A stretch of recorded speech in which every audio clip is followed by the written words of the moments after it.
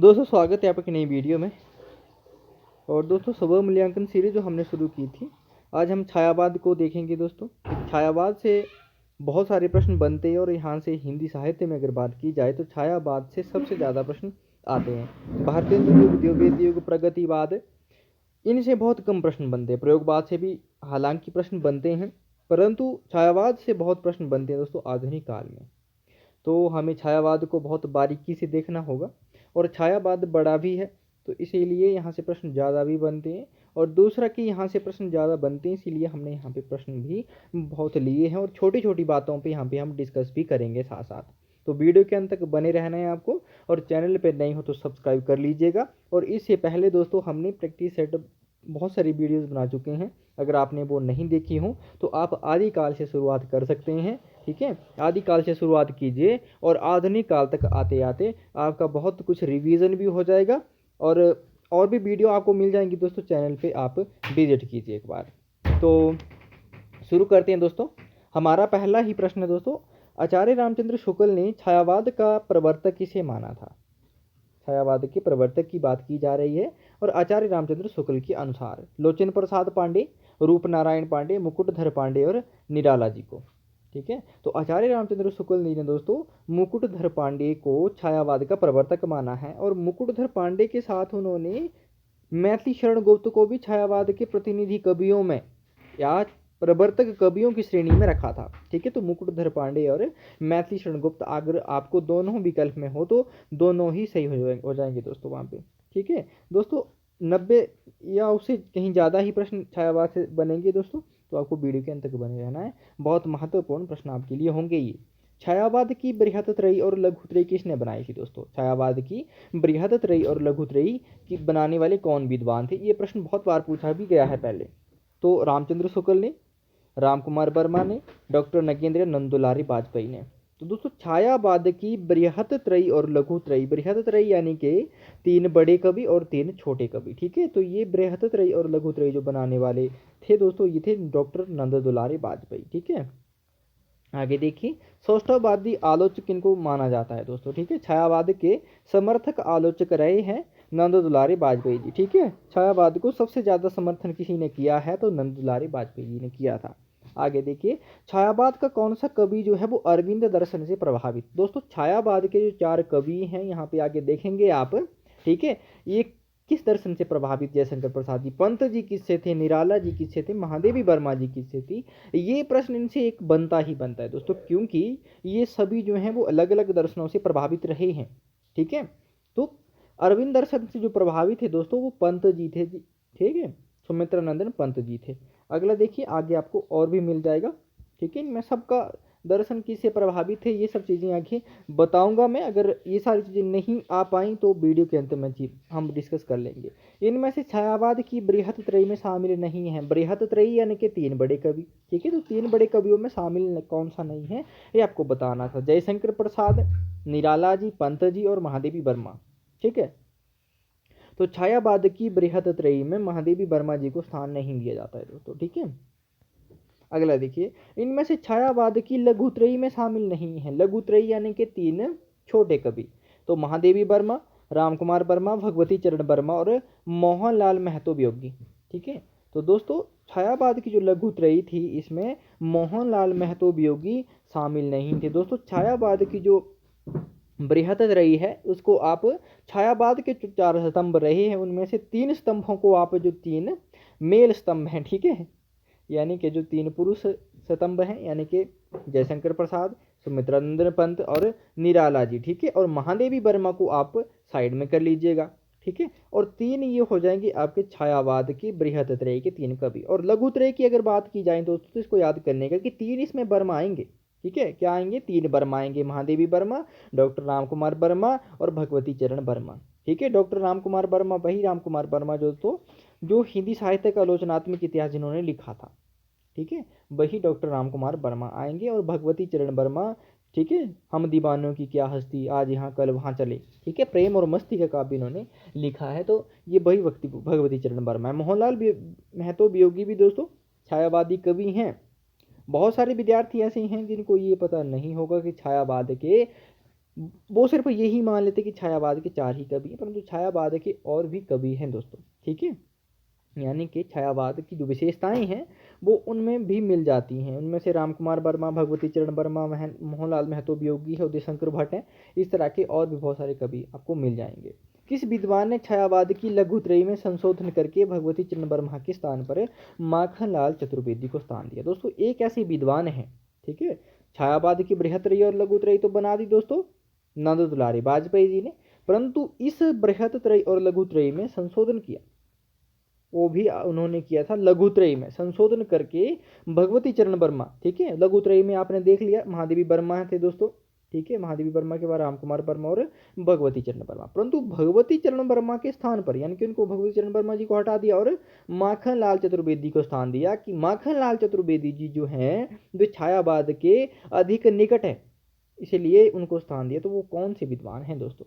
Ramchandra Shukla, Hazari Prasad Dwivedi, doctor Nagendra या doctor Ganpati चंद्र गुप्त, ठीक है। तो दोस्तों ये थे डॉक्टर गणपति चंद्र गुप्त जी, ठीक है, हिंदी साहित्य का वैज्ञानिक इतिहास 1965 के रचनाकार, ठीक है। अगला देखिए, निराला कृत तोड़ती पत्र कविता का मूल स्वर क्या है दोस्तों? छायावादी है, प्रगतिवादी है, प्रयोगवादी है, अध्यात्मवादी है, ठीक है। तो तोड़ती पत्र जो ये कविता है दोस्तों निराला जी की इसका मूल स्वर दोस्तों प्रगतिवादी है, ठीक है। देखा मैंने उसे इलाहाबाद के पथ पर, जिस तरह की कविता है। अगला देखिए दोस्तों, इनमें से किस कवि को महाप्राण के नाम से जाना जाता है? जयशंकर प्रसाद, पंत जी, निराला जी और महादेवी वर्मा जी, ठीक है। तो महाप्राण के नाम से जाना जाता है निराला जी को, ठीक है। अगला देखिए, कामायनी में किस दर्शन की अभिव्यक्ति हुई है दोस्तों?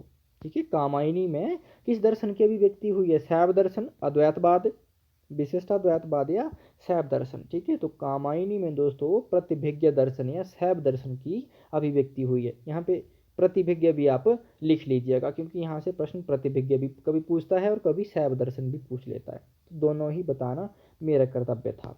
अगला देखिए, किस कवि के काव्य का विकास छायावाद, ठीक है, छायावाद के बाद है प्रगतिवाद और उसके बाद है नव मानवतावाद, ठीक है, यहाँ पे वो है नव मानवतावाद के रूप में हुआ, ठीक है। पहले उन्होंने छायावादी कविताएं लिखी, फिर प्रगतिवादी, फिर नई कविता इत्यादि की कविताएं उन्होंने लिखी। तो वो कौन से कवि हैं? पंत जी, जयशंकर प्रसाद जी, निराला जी या महादेवी वर्मा जी? तो वो कौन है दोस्तों?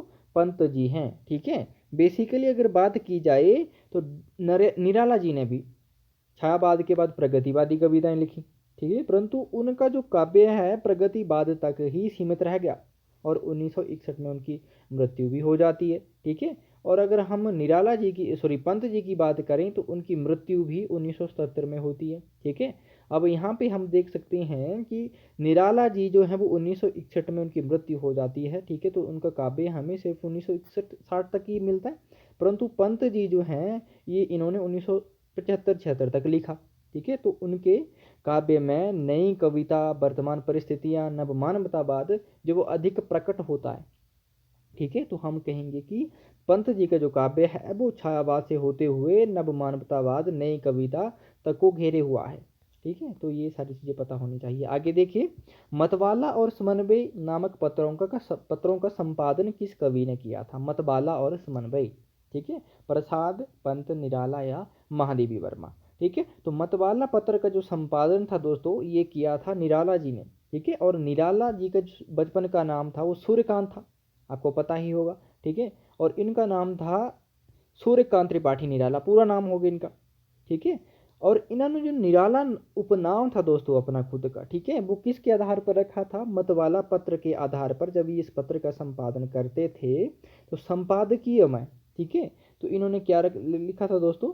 अपना नाम जो है वो इसी पत्र के आधार पर मतवाला और निराला, ठीक है। मतवाला यानी कि पागलपन जिसको होता है, ठीक है, पागलपंती जो करता है, निराला यानी कि अनोखा, अद्भुत, ठीक है। तो इन्होंने मतवाला के आधार पर अपना नाम जो वो निराला रख लिया था, ठीक है। अगला देखिए, प्रसाद की प्रथम छायावादी रचना कौन सी है? झरना, आंसू, लहर या कामायनी, ठीक है।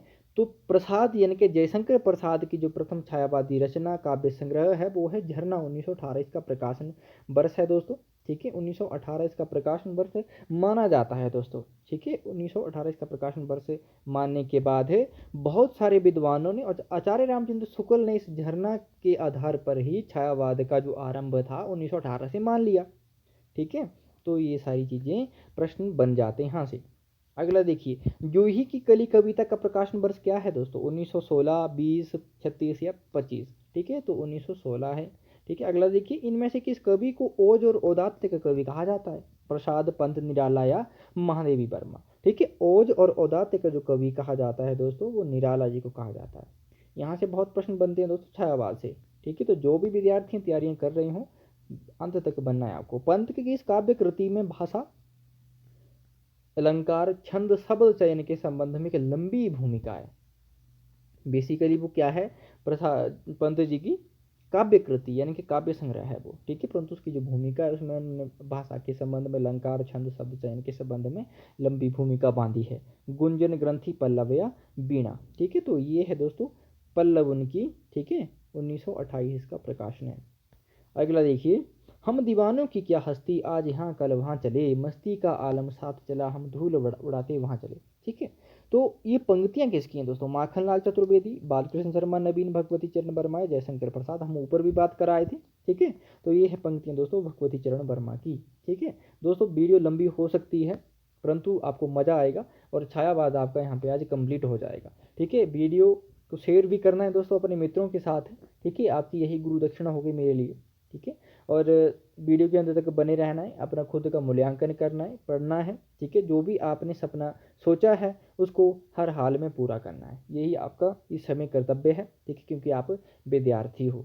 कुकुरमुत्ता कविता किसकी है दोस्तों? प्रसाद, पंत, निराला या महादेवी वर्मा, ठीक है। तो निराला जी की ये कविता है कुकुरमुत्ता कविता, ठीक है। प्रगतिवादी कविता है ये, ठीक है। अभी सुन वे गुलाब गर पाई खुशबू रंगों आप, खून चूसा खाद का तूने असिस्ट डाल पर इतराहरा कैपिटलिस्ट, इस तरह की कविता है ये। निराला की साहित्य साधना, निराला की जीवनी के लेखक कौन है? पंत, नंद दुलारे वाजपेयी, रामविलास शर्मा जी और राम कुमार वर्मा जी, ठीक है। तो निराला की जो साहित्य साधना, ये एक जीवनी है निराला जी की, ये रामविलास शर्मा जी ने लिखी थी, ठीक है। और रामविलास शर्मा जी निराला जी के अधिक निकट भी रहे हैं, ठीक है। और निराला की साहित्य साधना ये 3 भागों में दोस्तों विभाजित है इनकी जीवनी, यानी कि इनके 3 खंड हैं, आप ये भी मान सकते हैं, ठीक है। पहला खंड 1969 में प्रकाशित होता है, दूसरा खंड 1972 में और तीसरा खंड 1976 या 75 में होता है दोस्तों, ठीक है। और 1977 में ये जो निराला जी की साहित्य साधना है, कि जीवनी है, इसके लिए रामविलास शर्मा जी को साहित्य अकादमी पुरस्कार भी मिलता है 1970 में, ठीक है। ये भी पता होना चाहिए क्योंकि प्रश्न बन जाते हैं आगे। अब ऊपर ही बात करके आए हम, ठीक है। अब ये सुनबे गुलाब, ठीक है, ये कुकुरमुत्ता की पंक्तियां हैं। अब ये सुनबे गुलाब में गुलाब किसका प्रतीक है दोस्तों? ठीक है, प्रतीकों से संबंधित भी प्रश्न बन जाते हैं। पूंजीपति का प्रतीक है, कृषक का प्रतीक है, शोषित का या जमींदार का, ठीक है। तो आसान सा प्रश्न है। पूंजीपति का प्रतीक है दोस्तों गुलाब, ठीक है।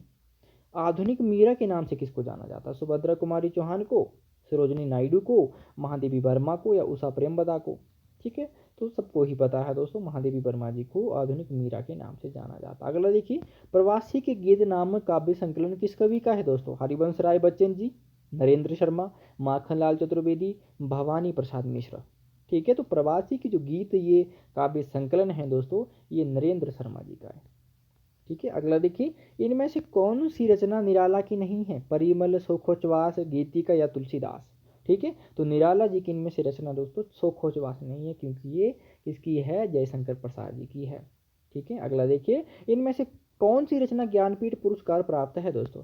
ठीक है, कामायनी, दीपशिखा, चिदम्बरा या अनामिका, ठीक है।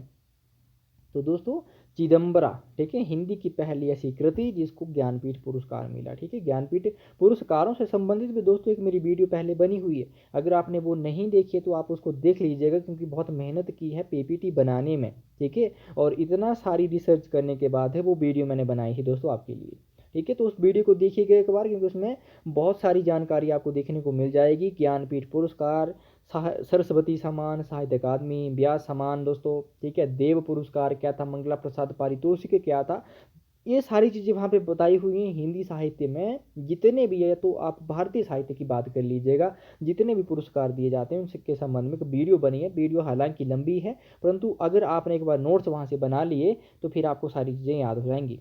ठीक है, तो 1968 में चिदम्बरा के लिए पंत जी को ज्ञानपीठ पुरस्कार मिलता है। ठीक है, कामायनी के लिए दोस्तों पंत सॉरी जयशंकर प्रसाद जी को मंगला प्रसाद पारितोषिक मिला था। अगला देखिए, धिक जीवन जो पाता ही आया है विरोध। ठीक है, धिक जीवन जिसके लिए सदा ही किया शोध में किसके जीवन का सत्य अभिव्यक्त हुआ है दोस्तों। ये जो पंक्तियां हैं, धिक जीवन जो पाता ही आया है विरोध में किसके जीवन का सत्य अभिव्यक्त हुआ है। इस तरह के प्रश्न बहुत बार बन जाते हैं दोस्तों। निराला प्रसाद, ठीक है, उसके बाद दोस्तों पंत हो जाएगा यहाँ पे। ठीक है, और महादेवी वर्मा जी। ठीक है, तो निराला जी का दोस्तों। ठीक है, अगला देखिए, कामायनी के पात्र इड़ा का प्रतीकार्थ क्या है दोस्तों। ठीक है, जो कामायनी में जो पात्र हैं दोस्तों, यहाँ से इनके प्रतीकार्थ के संबंध में प्रश्न बहुत बार बन जाते हैं। ठीक है, तो कामायनी के जो पात्र इड़ा हैं उनका प्रतीकार्थ हृदय, बुद्धि, ठीक है, मन या धर्म। ठीक है, तो बुद्धि का प्रतीक माना जाता है दोस्तों ईड़ा को। ठीक है, हृदय का प्रतीक किसको माना जाता है दोस्तों, श्रद्धा को या कामायनी को। और मन का प्रतीक दोस्तों मनु को माना जाता है। ठीक है, और मानव का प्रतीक तो उनके जो पुत्र हुए वही माने जाते हैं। ठीक है, अगला देखिए, छायावाद उस राष्ट्र के जागरण की अभिव्यक्ति है जो एक पुरानी रूढ़ियों से मुक्ति चाहता था, और दूसरी ओर विदेशी पराधीनता से। किन चीज़ों से मुक्ति चाहता था दोस्तों छायावाद, पुरानी रूढ़ियों से एक, और दूसरी जो समय हमारा देश अंग्रेज़ों के गुलाम था, क्योंकि ये छायावाद 1918-20 के बाद शुरू होता है। ठीक है, तो उस समय जो स्वतंत्रता आंदोलन था वो अपने चरम पर था। महात्मा गांधी जी का राजनीति में उदय हो चुका था। ठीक है, भारतीय स्वतंत्रता में उदय हो चुका था। ठीक है, राजनीति में भारतीय उनका पदार्पण हो चुका था। ठीक है, तो उस समय की परिस्थितियां थी छायावाद। तो छायावाद, ये परिभाषा किसने दी है छायावाद की, कि छायावाद ये है, क्या है छायावाद, राष्ट्रीय जागरण की अभिव्यक्ति है वो। ठीक है, जो एक और पुरानी रूढ़ियों से मुक्ति चाहता था, और दूसरी ओर विदेशी पराधीनता से भी। ठीक है, दो चीज़ों से मुक्ति चाहता था छायावाद, पुरानी रूढ़ियों से, ठीक है, और दूसरा यहाँ पे विदेशी पराधीनता से। पुरानी रूढ़ियों की अगर बात की जाए दोस्तों, यहाँ पे पुरानी रूढ़ियाँ क्या थी। ठीक है, पुरानी रूढ़ियाँ हम सिर्फ ये नहीं कह सकते हैं कि पुरानी रूढ़ियाँ जो थी वो सिर्फ हमारी सामाजिक रूढ़ियाँ थी। पुरानी रूढ़ियाँ हम यहाँ पे साहित्य से भी ले सकते हैं, काव्य से भी ले सकते हैं, क्योंकि काव्य में अगर हम बात करें तो 1929 में, ठीक है, और 1928 में जैसे पंत जी, ठीक है, सुमित्रा नंदन पंत जी ने छायावाद के संबंध में या भाषा के संबंध में, साहित्य के संबंध में पल्लव की जो भूमिका लिखी थी। ठीक है, उसमें उन्होंने साहित्य की अनेक परिभाषाएं दी। उन्होंने भाषा के क्षेत्र में कहा कि भाषा किस तरह की होनी चाहिए। इससे पहले की अगर बात की जाए तो साहित्य में किस तरह की परिस्थितियां थी, तो वो साहित्य और भाषा के क्षेत्र में भी रूढ़ियों से मुक्ति चाहते थे। ठीक है, तो हमें बहुत कुछ समझना पड़ता है, क्योंकि परिभाषा जो होती है दोस्तों, किसी विद्वान द्वारा जो परिभाषा दी जाती है उसमें बहुत सारी चीज़ें होती हैं। अगर उनको हम बारीकी से सोचे समझें, चिंतन मनन करें, ठीक है, इन सारी चीज़ों पे जब हम बातचीत करेंगे दोस्तों, जब हम पढ़ेंगे तो इन सारी चीज़ों पे बातचीत करेंगे। क्योंकि मुझे ऐसे लगता है कि अगर मैं एक एक चीज़ को यहाँ पे बताने लग पड़ा तो 90 प्रश्नों को करने के लिए 3 घंटे भी कम पड़ जाएंगे। ठीक है, तो जहाँ पे होगा हम बता देंगे आपको। ठीक है, उसके बाद ये परिभाषा किसकी है, यहाँ पे दोस्तों, यहाँ पे देखिए, आचार्य रामचंद्र शुक्ल है, राम कुमार वर्मा है, डॉक्टर नगेंद्र है, और नाम कुमार वर्मा। ठीक है, सॉरी नामवर सिंह, डॉक्टर नामवर सिंह। ठीक है, तो ये जो परिभाषा दी थी दोस्तों, ये दी थी डॉक्टर नामवर सिंह जी ने। ठीक है, डॉक्टर नामवर सिंह जी की ये परिभाषा है, और बहुत महत्वपूर्ण परिभाषा है, क्योंकि ये परिभाषा बहुत सारी परीक्षाओं में पूछी भी गई है। और परिभाषा दे के ये भी पूछा जाता कि इस परिभाषा में, युक्त परिभाषा में विद्वान लेखक ने क्या कहा है, और आपको 3-4 विकल्प दे दिए जाएंगे। ठीक है, तो वो सारी चीज़ें इस तरह से बन जाती हैं, और ये बहुत महत्वपूर्ण परिभाषा है दोस्तों, इसको याद रख लीजिएगा, प्रश्न बन सकता है कहीं भी। अगला देखिए, छायावाद को शक्ति काव्य किसने कहा दोस्तों। ठीक है, छायावाद को शक्ति काव्य doctor Nagendra, doctor Bachchan Singh, doctor Ramswaroop Chaturvedi, doctor Ganpati Chandragupta. तो छायावाद को शक्ति काव्य कहने वाले हैं दोस्तों डॉक्टर रामस्वरूप चतुर्वेदी। अगला देखिए, सुमित्रा नंदन पंत को छायावाद का प्रवर्तक किसने माना। रामचंद्र शुक्ल, प्रभाकर माचवे, नंद दुलारे वाजपेयी या डॉक्टर नगेंद्र। तो सुमित्रा नंदन पंत को जो दोस्तों छायावाद का प्रवर्तक माना था, ये माना था दोस्तों प्रभाकर माचवे जी ने। ठीक है, किसने माना था, प्रभाकर माचवे ने माना था। ठीक है, और दोस्तों अगर हम पंत जी की बात करें, सुमित्रा नंदन पंत को आचार्य रामचंद्र शुक्ल ने छायावाद का प्रतिनिधि कवि माना था। प्रवर्तक और प्रतिनिधि में बहुत फर्क होता है, इस बात को समझ लेना है, ठीक है।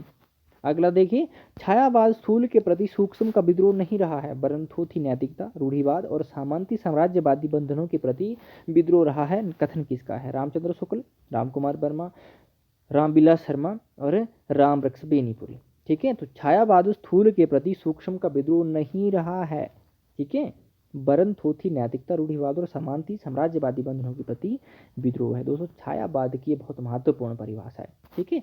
छायावाद स्थूल के प्रति सूक्ष्म का विद्रोह है, ठीक है। यहाँ पे नहीं अगर मिटा दें तो दोस्तों ये नगेंद्र जी की परिभाषा हो जाएगी, और डॉक्टर नगेंद्र की यहाँ पे एक तरह से आलोचना की थी रामविलास शर्मा जी ने, ठीक है। उन्होंने कह दिया कि छायावाद स्थूल के प्रति सूक्ष्म का विद्रोह नहीं है, ठीक है। तो ये जहाँ पे आपको मिले कि छायावाद स्थूल के प्रति सूक्ष्म का विद्रोह है, वो नगेंद्र की परिभाषा हो जाएगी, और छायावाद स्थूल के प्रति सूक्ष्म का विद्रोह नहीं है, वो रामविलास शर्मा जी की परिभाषा हो जाएगी, ठीक है। आगे देखिए, जयशंकर प्रसाद किस उपनाम से कविता करते थे? रसा, अवर, जकी या कलाधर? तो कलाधर नाम से करते थे दोस्तों। जयशंकर प्रसाद की प्रथम कविता है दोस्तों, जयशंकर प्रसाद की प्रथम कविता और छायावादी कविता, दो तरह से प्रश्न बनता है, ठीक है। और दोनों ही मैंने यहाँ पे साथ रखे ताकि आपको कोई कंफ्यूजन ना हो, ठीक है। सावन पंचक, प्रथम प्रभात और उर्वशी और वन मिलन, ठीक है। तो सावन पंचक जयशंकर प्रसाद जी की प्रथम कविता थी, और ये किस में थी दोस्तों? ये उनकी ब्रजभाषा में रचित कविता थी। जयशंकर प्रसाद की प्रथम छायावादी कविता प्रथम प्रभात, ठीक है। महाराणा का महत्व, प्रेम पथ्य क्या, अयोध्या का उद्धार, ठीक है। तो प्रथम प्रभात की प्रथम छायावादी कविता थी। दो तरह से प्रश्न बनता है, मैंने आपको बता दिया। इनमें से जयशंकर प्रसाद की कौन सी रचना नहीं है? उर्वशी, वनमिलन, शोकोच्छ्वास और परिमल, ठीक है। तो परिमल नहीं होगी क्योंकि निराला जी की है। अब जल्दी करते हैं दोस्तों थोड़ा, क्योंकि प्रश्न बहुत हैं और समय भी हमारे पास बहुत हो गया है। छायावाद तत्वता प्रकृति के बीच जीवन का उद्गीत है, उसका मूल दर्शन सर्वात्मवाद है। ये छायावाद की परिभाषा किसने दी दोस्तों? एक बात मैं आपको बता दूं कि जो परिभाषाएं होती हैं उनका चिंतन मंथन करने की बहुत आवश्यकता होती है। तो आपको चिंतन मंथन करना है इन पे बहुत ज़्यादा, क्योंकि चिंतन मंथन जब आप करेंगे तो आपको छायावाद को, छायावाद क्या, मैं तो यही कहूँगा कि कोई भी विचारधारा हो, ठीक है, उसको समझने का एक नज़रिया, एक जरिया मिल जाता है, ठीक है। तो ये परिभाषा किसकी है? प्रसाद, पंत, निराला या महादेवी वर्मा। तो महादेवी वर्मा जी की ये परिभाषा है दोस्तों। अगला देखिए दोस्तों, मानव अथवा प्रकृति की सूक्ष्म किंतु व्यक्त सौंदर्य में आध्यात्मिक छाया का भान। मेरे विचार से छायावाद की सर्वमान्य व्याख्या हो सकती है। ये कथन किसका है दोस्तों? ठीक है, कि मानव अथवा प्रकृति की सूक्ष्म किंतु व्यक्त सौंदर्य में आध्यात्मिक छाया, यहाँ पे आध्यात्मिक छाया बता दिए छायावाद को, ठीक है, कि मेरे विचार से छायावाद की सर्वमान्य व्याख्या हो सकती है। ये कथन किसका है? आचार्य रामचंद्र शुक्ल, रामकुमार वर्मा, नंदुलारी वाजपेयी, जयशंकर प्रसाद जी, ठीक है। तो ये जो परिभाषा है दोस्तों, ये नंदुलारी वाजपेयी जी की है, ठीक है। अगला देखिए, जब वेदना के आधार पर स्वानुभूति में अभिव्यक्ति होने लगी, ठीक है, जब वेदना के आधार पर स्वानुभूति में यानी कि खुद की अभिव्यक्ति होने लगी, तब उसे हिंदी में छायावाद के नाम से अभिहित किया गया। ये कथन किसका है दोस्तों? पंत जी का है, प्रसाद जी का, निराला जी या रामकुमार वर्मा जी का, ठीक है। तो ये प्रसाद यानी कि जयशंकर प्रसाद जी की परिभाषा है दोस्तों। स्क्रीनशॉट देना चाहो तो ले सकते हो, ठीक है। बहुत सारी रिसर्च करने के बाद ये सारी चीज़ें मिली हैं। मुकुटधर पांडे द्वारा रचित लेख हिंदी में छायावाद कौन सी पत्रिका में प्रकाशित हुआ था? सरस्वती, श्री शारदा, मतवाला या प्रभा, ठीक है। तो दोस्तों मुकुटधर पांडे का जो ये लेख था हिंदी में छायावाद, ठीक है, 1920 में ये प्रकाशित होता, और श्री शारदा पत्रिका में ये प्रकाशित हुआ था, ठीक है। किस में हुआ था? श्री शारदा पत्रिका में 1920 में। और इस लेख के आधार पर 1918 और 1920, ठीक है, 1918 के बाद अगर सही बात की जाए, क्योंकि झरना प्रकाशित हो जाता है जयशंकर प्रसाद जी का 1918 में, ठीक है। तो 1918 के बाद छायावाद हिंदी में जो काव्य धारा थी उसके लिए एक नाम नहीं था, ठीक है, कि उस धारा को क्या नाम दिया जाए। तो इस लेख के आधार पर 1918 के बाद जो काव्य धारा चली थी हिंदी साहित्य में, उसे छायावाद का नाम दे दिया गया, ठीक है। तो ये नाम अगर बेसिकली बात की जाए तो किसके द्वारा दिया हुआ है? मुकुटधर पांडे द्वारा दिया हुआ है, ठीक है। और मुकुटधर पांडे को इस आधार पर हम छायावाद का प्रवर्तक नहीं मान सकते, ठीक है। परंतु जो मुकुटधर पांडे जी हैं ये हिंदी में लिखते भी थे। क्या लिखते थे? कविताएं लिखते थे, ठीक है। और उनकी एक कविता थी कुकरी के प्रति। क्या थी दोस्तों? उसका नाम क्या था? कुकरी के प्रति। ठीक है, यहाँ पे मैं आपको बता रहा हूँ। कुकरी के प्रति एक कविता थी इनकी, मुकुटधर पांडे जी की। और इसके आधार पर आचार्य रामचंद्र शुक्ल जी ने इन्हें छायावाद का प्रवर्तक माना था दोस्तों। ठीक है, कुकरी के प्रति इनकी एक कविता थी, छायावादी कविता। ठीक है, तो इसके आधार पर इनको छायावाद का प्रवर्तक माना जाता है, मुकुटधर पांडे को, ना कि हिंदी में छायावाद निबंध लिखने से। ठीक है, ये चीज़ें आपको पता होनी चाहिए। और दोस्तों ये जो लेख था, ठीक है, ये छपा था श्री शारदा पत्रिका में। ठीक है, और 1920 में ही श्री सुशील कुमार का एक लेख छपा था। ठीक है, हिंदी में छायावाद, उसमें बहुत सारे लेखकों ने भाग लिया था, उनमें से पंत जी भी थे। ठीक है, तो उन्होंने भी लिखा था हिंदी में छायावाद। ठीक है, परंतु वो जो लेख था वो सरस्वती पत्रिका में छपा था। ठीक है, तो पहले प्रयोक्ता हो गए दोस्तों छायावाद शब्द के मुकुटधर पांडे जी, और दूसरे सुशील कुमार जी को माना जाता है। प्रश्न बन जाते हैं इस तरह से। माखनलाल चतुर्वेदी दोस्तों, माखनलाल चतुर्वेदी को छायावाद का प्रवर्तक किसने माना दोस्तों? ठीक है, माखनलाल चतुर्वेदी जी को छायावाद का प्रवर्तक किसने माना है दोस्तों? ठीक है, रामचंद्र शुक्ल है, राम कुमार वर्मा जी, नंद दुलारी वाजपेयी और प्रभाकर माजपेयी। ठीक है, तो दोस्तों माखनलाल चतुर्वेदी को जो छायावाद का प्रवर्तक था वो प्रभाकर माजपेयी ने माना था दोस्तों। ठीक है, और पंत जी को जो छायावाद का प्रवर्तक था वो नंद दुलारी वाजपेयी ने माना था। ऊपर मैं थोड़ा सा गलत बता के आया हूँ आपको, ठीक है, उसके लिए माफ़ी चाहूँगा। ठीक है, मुझे लग रहा है कि मैं ऊपर शायद गलत बता के आया हूँ आपको। ठीक है, तो स्किप हो जाता है कभी कोई माइंड से और फिर आ जाता है। ठीक है, तो अभी आ गया मेरे माइंड में। ठीक है, तो नंद दुलारी वाजपेयी ने पंत को माना था और प्रभाकर माजपेयी ने माखनलाल चतुर्वेदी को। ये ऊपर आप ठीक कर लीजिएगा। अगला देखिए, इनमें से किस विद्वान ने जयशंकर प्रसाद को छायावाद का प्रवर्तक माना है? जयशंकर प्रसाद सर्वमान्य से वर्तमान में भी छायावाद के प्रवर्तक जो वो अपने स्थान पर प्रतिष्ठित हैं। तो छायावाद का प्रवर्तक जयशंकर प्रसाद जी को सबसे पहले मानने का प्रयास किसने किया? रामचंद्र शुक्ल, राम कुमार वर्मा, हजारी प्रसाद द्विवेदी, इलाचंद्र जोशी। ठीक है, तो इलाचंद्र जोशी, डॉक्टर नगेंद्र इत्यादि ने ही जयशंकर प्रसाद को छायावाद का प्रवर्तक माना था सबसे पहले। अगला देखिए, निराला को आधुनिक भाषा का डिक्टेटर किसने कहा है दोस्तों? आधुनिक भाषा का डिक्टेटर। ठीक है, कबीर को वाणी का डिक्टेटर कहा जाता है, हजारी प्रसाद द्विवेदी जी ने कहा। ठीक है, और निराला जी को आधुनिक भाषा का डिक्टेटर किसने कह दिया? अब ये प्रश्न बहुत बन सकता है दोस्तों। ठीक है, थोड़े प्रश्न बहुत यूनिक टाइप के भी हैं, तो प्रश्न बन सकता है। मैंने आपको कह दिया तो कह दिया, क्योंकि प्रश्न बन सकता है। डिक्टेटर क्या होता है दोस्तों? तानाशाह। ठीक है, अंग्रेजी का शब्द है ये डिक्टेटर। ठीक है, इसको बोलते हैं तानाशाह। ठीक है, विकल्प रखता हूँ, द्वारका प्रसाद सक्सेना, उदय नारायण तिवारी, हजारी प्रसाद द्विवेदी, रामचंद्र शुक्ल। ठीक है, तो दोस्तों निराला जी को आधुनिक भाषा का डिक्टेटर कहने वाले थे द्वारका प्रसाद सक्सेना। ठीक है दोस्तों, वीडियो लंबा भी बन जाएगा, तो आपको वीडियो को अंत तक देखना है। आपका खुद का मूल्यांकन हो रहा है, बहुत सारी चीज़ें आपको बता भी रहा हूँ मैं साथ साथ, इसलिए वीडियो लंबा हो रहा है। ठीक है, तो इसका आप ध्यान नहीं दीजिएगा कि वीडियो लंबा हो रहा है। ठीक है, परंतु आपको सीखने को बहुत कुछ मिल रहा होगा। और चैनल पे नए हो दोस्तों सब्सक्राइब कर लीजिए, और गुरु दक्षिणा के स्वरूप इस वीडियो को शेयर कर दीजिएगा। ठीक है, छायावाद शब्द का प्रयोग दो अर्थों में समझना चाहिए, एक तो रहस्यवाद के अर्थ में और दूसरा काव्य शैली या पद्धति विशेष व्यापक अर्थ में। उक्त परिभाषा किसकी? ये परिभाषा सर्वमान्य परिभाषा है दोस्तों। ठीक है, नामवर सिंह जी की है। ठीक है, प्रतिष्ठित परिभाषा है। और ठीक है, राम कुमार वर्मा जी की है, रामचंद्र शुक्ल, हजारी प्रसाद द्विवेदी, तो रामचंद्र शुक्ल जी की ये परिभाषा है दोस्तों। निराला कृत तुलसीदास में कितने छंद हैं दोस्तों? 100, 101, 102, 103, तो 101 छंद है दोस्तों। और कई विद्वानों ने तुलसीदास जो इनकी काव्य कृति है, काव्य है दोस्तों एक, इसको कई विद्वानों ने खंड काव्य तक कहने में भी हिचकिचाहट नहीं किया है, परंतु इसको खंड काव्य की श्रेणी में नहीं रख सकते हम, इसको दीर्घ कविता की श्रेणी में रख सकते हैं। ठीक है, कामायनी में कितने सर्ग हैं? 12, 15, 17 या 21। ठीक है, तो 15 सर्ग हैं दोस्तों कामायनी में। ठीक है, आपको एक प्रश्न देता हूं मैं। ठीक है, अगर यहाँ तक आप देख रहे हो, ठीक है, तो प्रिय प्रवास में कितने सर्ग हैं? ठीक है, प्रिय प्रवास में कितने सर्ग हैं, और प्रिय प्रवास का पहला छंद जो है वो कौन सा है, उसकी पंक्तियां और उसमें कौन सा छंद है, ये आप मुझे बताएंगे।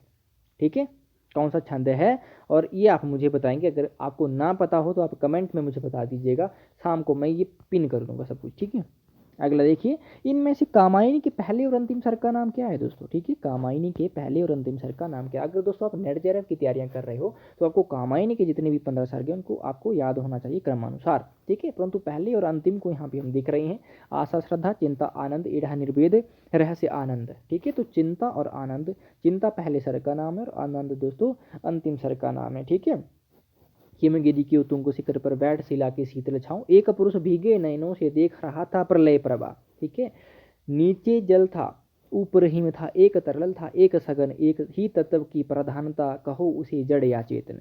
ठीक है, इस तरह की ये पंक्तियां, इसमें चिंता आपको व्यापक रूप से यहाँ पे देखने को मिल रही है। हिमगिरी की उतुंग शिखर पर बैठ शिला की शीतल छाऊं, एक पुरुष भीगे नयनों से देख रहा था प्रलय प्रभा। तो दोस्तों भीगे नयनों से, जब किसी इंसान के भीगे नयन होंगे, जब इमोशनल होगा उस तरह से, ठीक है, तो चिंता तो आएगी ही आएगी।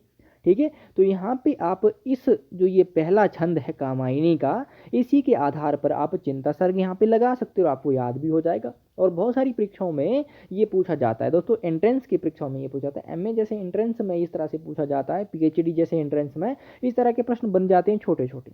ठीक है, तो ये हमें याद होना चाहिए। और अंत में आनंद क्यों मिलता है दोस्तों? जो मनु है, ठीक है, श्रद्धा के साथ, कामायनी के साथ जब कैलाश पर्वत पर चले जाते हैं, शिव की आराधना जब वो करने लग पड़ते हैं, ठीक है, तो उनको व्यापक आनंद की अनुभूति होती है। ठीक है, तो व्यापक आनंद की अनुभूति जब उनको होती है, तो उसी के आधार पर इसका नाम आनंद पड़ गया। ठीक है, तो इस तरह से आप इनको याद कर सकते हैं। कामायनी के जितने भी सर्ग हैं दोस्तों, वो किसी न किसी मनोविकारों को जो वो दर्शाते हैं। ठीक है, तो उनके आधार पर एक सर्ग का कोई एक छंद पकड़ लीजिए और उस आधार पर फिर आप उसका नाम याद रख लीजिएगा। इस तरह से याद किया जाता है दोस्तों। अगला देखिए, कामायनी को छायावाद का उपनिषद किसने कहा? रामचंद्र शुक्ल, राम कुमार वर्मा, शांति प्रिय द्विवेदिया, लाला भगवान दीन ने। ठीक है, तो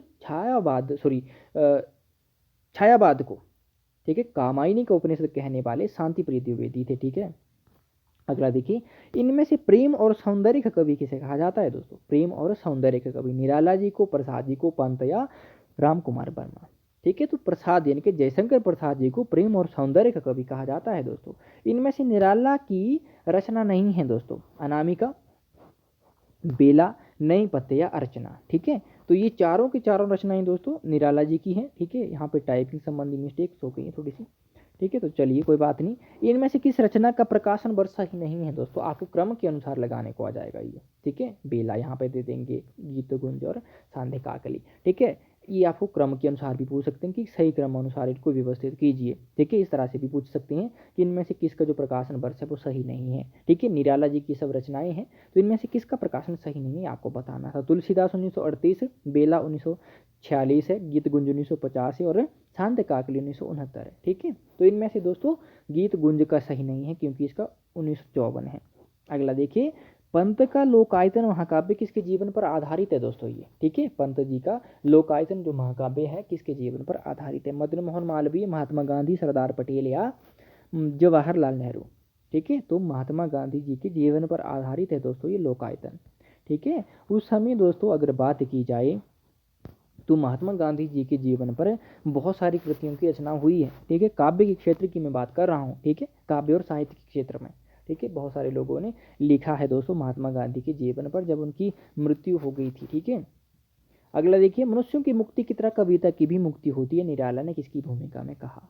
अनामिका, परिमल, गीतिका या आराधना? ठीक है, तो मनुष्यों की मुक्ति की तरह कविता की भी मुक्ति होती है दोस्तों, ये निराला जी ने परिमल की भूमिका में कहा था 1929 में। ठीक है, ये आपको मैं पहले भी बता चुका हूँ। ठीक है, इन्होंने मुक्त छंद का प्रवर्तक भी माना जाता है दोस्तों। ठीक है, मुक्त छंद का प्रवर्तक भी निराला जी को माना जाता है दोस्तों।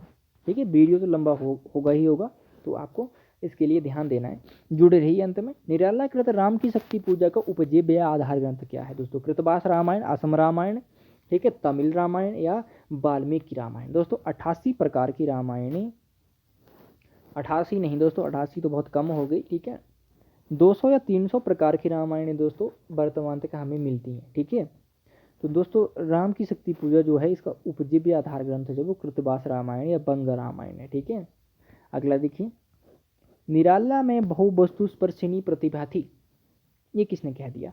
ये प्रश्न दोस्तों नेट जैसी परीक्षा में पूछा गया। जब मैंने पहली बार नेट का पेपर दिया था तो ये प्रश्न बना था। ठीक है, रामचंद्र शुक्ल, राम कुमार वर्मा, हजारी प्रसाद द्विवेदी या डॉक्टर स्वरूप चतुर्वेदी? ठीक है, ये मैंने आपको 4 विकल्प दे दी, तो रामचंद्र शुक्ल जी ने कहा था ये।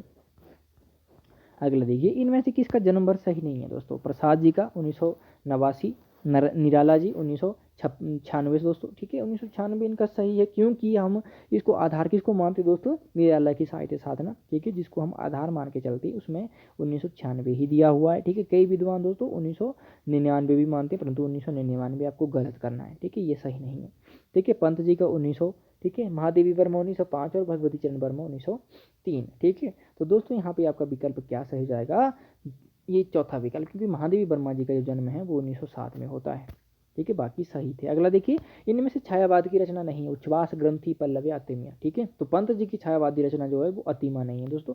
पंत जी ने छायावादी में भी लिखा, प्रगतिवाद में भी लिखा, ठीक है। आखिर नई कविता में या नव अरविंद दर्शन से प्रभावित रचनाएं भी है उनकी, ठीक है, नव मानवतावादी इनको हम कह सकते हैं, ठीक है। तो यहाँ पे प्रश्न लग लग बनता है कि पंत जी की कौन सी रचना जो छायावादी नहीं है, प्रगतिवादी नहीं है, ठीक है, तो ये ध्यान देना है, ठीक है। उच्छ्वास, ग्रंथि और पल्लव इनकी छायावादी रचनाएं अतिमा नहीं है, ठीक है। अगला देखिए, इनमें से पंत की प्रगतिवादी रचना नहीं है दोस्तों, प्रगतिवादी युगांत, ठीक है, उसके बाद युगवाणी, लोकायतन और ग्राम्य, ठीक है, तो लोकायतन नहीं है, ठीक है। अगला देखिए, इनमें से पंत की अंतश्चेतनावादी रचना नहीं है दोस्तों, ठीक है, अंतश्चेतनावादी रचना चिदम्बरा, स्वर्ण किरण, ठीक है, स्वर्णधुली और युगपथ, ठीक है, तो चिदम्बरा नहीं होगी। चिदम्बरा विषय के लिए अगर बात की जाए दोस्तों, तो पंत जी की चुनी हुई कविताओं का बहुत संग्रह था, बड़ा संग्रह, उनकी जो प्रतिनिधि कविताएं थी उनका संग्रह था, और जिसके लिए इन्हें ज्ञानपीठ पुरस्कार भी मिला था, ठीक है। ये चिदम्बरा कोई अलग से संग्रह नहीं है, जो पिछले संग्रहों में प्रकाशित कविताएं थी उनका ही चुनिंदा संग्रह है, परंतु प्रतिनिधि कविताएं हैं उनकी, ठीक है। इनमें से पंत की कौन सी रचना नवमानवतावादी नहीं है, नवमानवतावादी, ठीक है।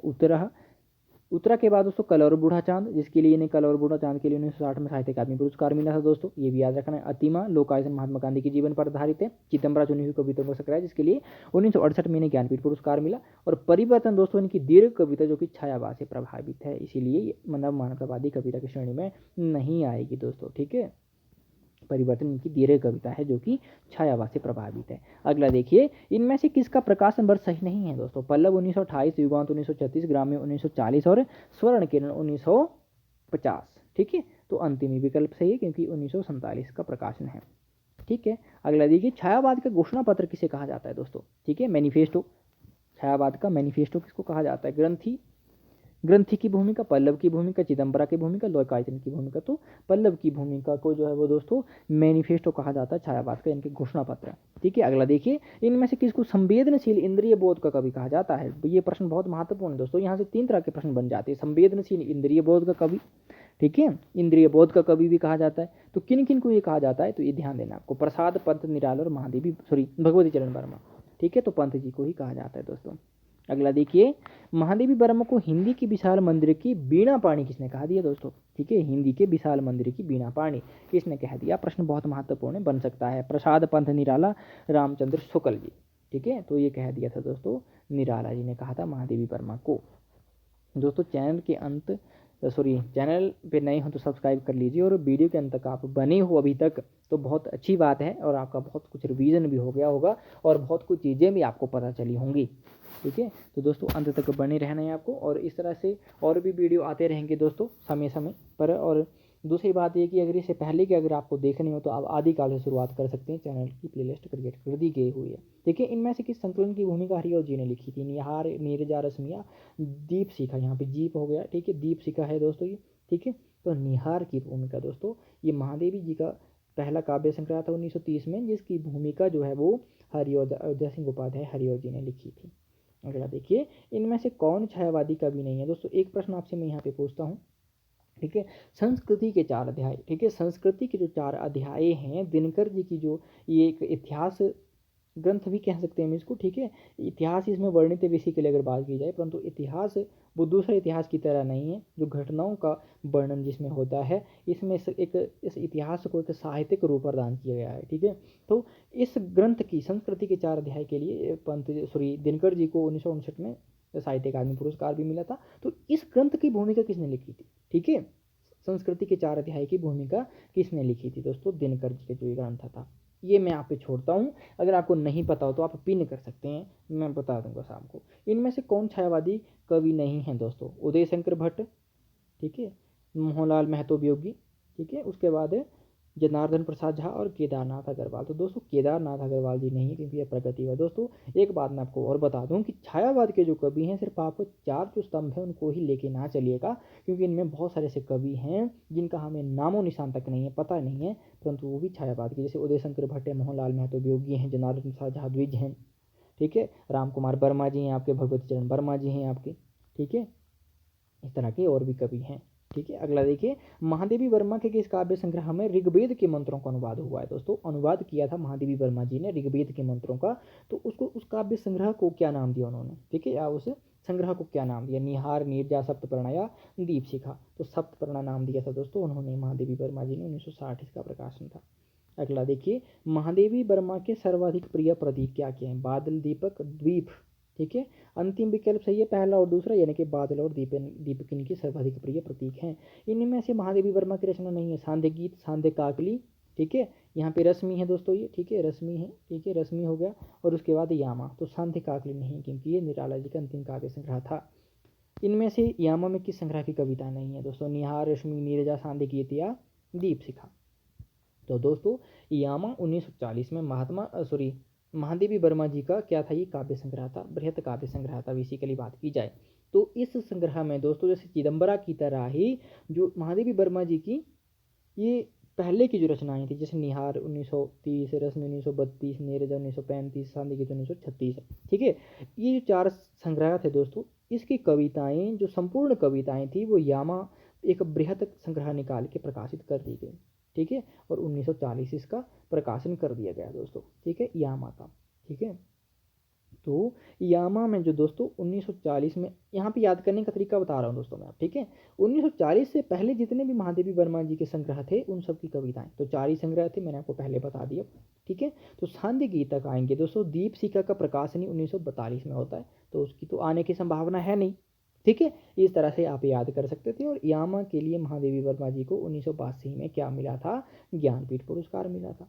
चलिए अगला देखिए, इनमें से किसका प्रकाशन वर्ष सही नहीं है, निहार 1930, रश्मि 1932, यामा 1982, सप्तपर्णा 1960, ठीक है। तो यामा ही ऊपर ही बात करके आए, क्योंकि यामा का 1940 प्रकाशन है और 1982 तो ज्ञानपीठ पुरस्कार मिला था। इनमें से छायावादी कवि अद्वैतवाद दर्शन से प्रभावित है, ऐसा कौन सा छायावादी कवि है दोस्तों जो अद्वैत वेदांत से प्रभावित है, प्रसाद, पंत, निराला या महादेवी वर्मा, ठीक है। तो निराला जी जो हैं वो अद्वैतवाद से, अद्वैत वेदांत से या अद्वैत दर्शन से प्रभावित थे, ठीक है, अद्वैतवाद से भी कह सकते हैं आप। प्रसाद जी जो है वो शैव दर्शन या प्रतिविज्ञ दर्शन से प्रभावित थे। और आपका हो गया दोस्तों पंत जी, तो ये थे आपके अरविंद दर्शन से प्रभावित, और महादेवी वर्मा बौद्ध दर्शन से प्रभावित थी, ठीक है। यहाँ से प्रश्न बन जाता है, तो इसको ध्यान में रखना आपने। चलिए अगला देखिए, छायावाद को मधुचरित काव्य किसने कहा दोस्तों, रामचंद्र शुक्ल ने कह दिया, ठीक है, राम कुमार वर्मा, हजारी प्रसाद द्विवेदी, डॉक्टर नगेंद्र, ठीक है। तो छायावाद को मधुचरित काव्य कहने वाले डॉक्टर नहीं, आचार्य रामचंद्र शुक्ल जी ही थे।